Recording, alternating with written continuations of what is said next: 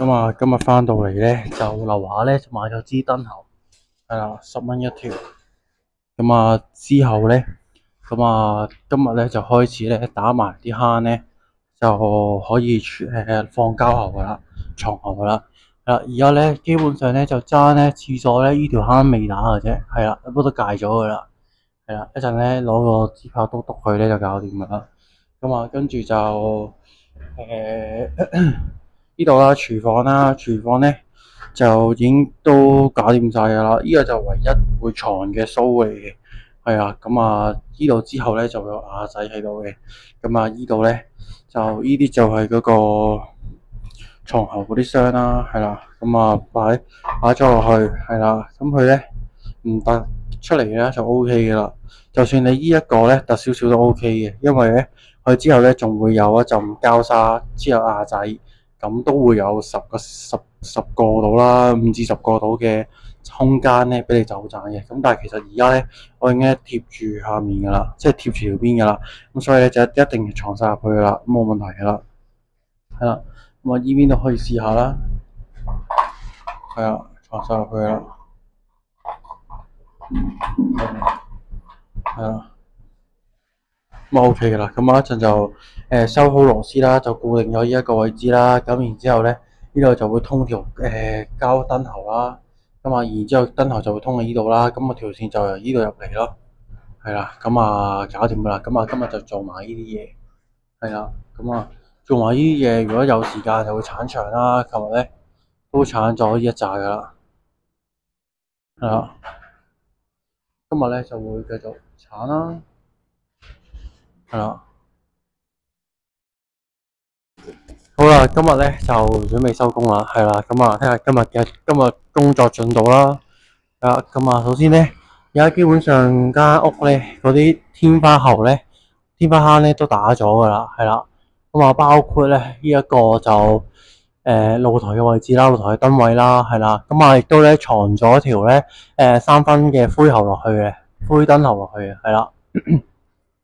咁啊藏呢啲喉咧最緊要咧就唔好突出嚟啦，係啦。呢度係廁所嘅燈位，係啦。咁啊跟住就廚房啦，廚房嘅燈啦，係啦。咁啊如果燈座位，咁啊去到嚟呢一條窿，係啦，之後就會篤翻條線出去噶啦。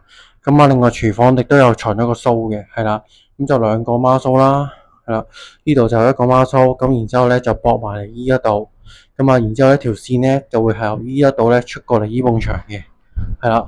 之後呢度咧就會擘大少少啦，就會懟條線落去噶啦，係啦。咁啊蘇線嚟嘅，係啦。咁嗰邊咧就係嗰個廚房燈咧，嗰條線咧就會落到嚟呢一度啦，上面啦落到嚟呢度咧就廚房係開關燈嘅，係啦。咁開關燈咧就會行個明線槽嘅，係啦。咁啊，但係天花咧就藏線藏俾個客人嘅，係啦。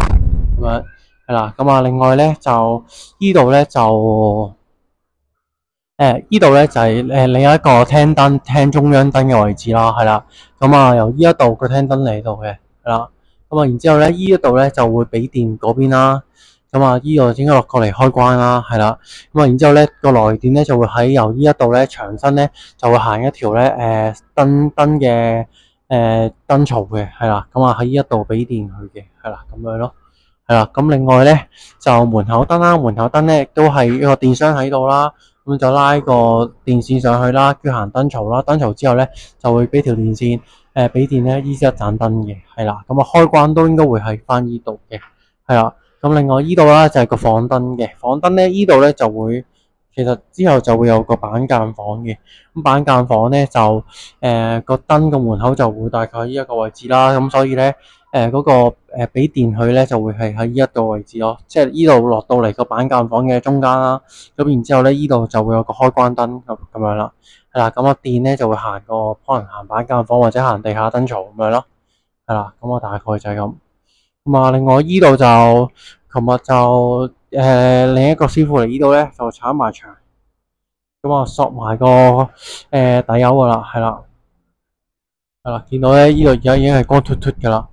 係啦，呢啲已經係石屎面嚟噶啦，就冇晒油喺度噶啦，係啦。咁啊，而家就剩翻咧露台嘅天花咧，就未鏟嘅啫，係啦，同埋廚房天花、廁所天花係啦，呢埲咧就啱啱今日鏟咗，係啦，呢度就爭少少，係啊，之後聽日翻嚟搞埋佢，鏟完咧就索底油就得噶啦。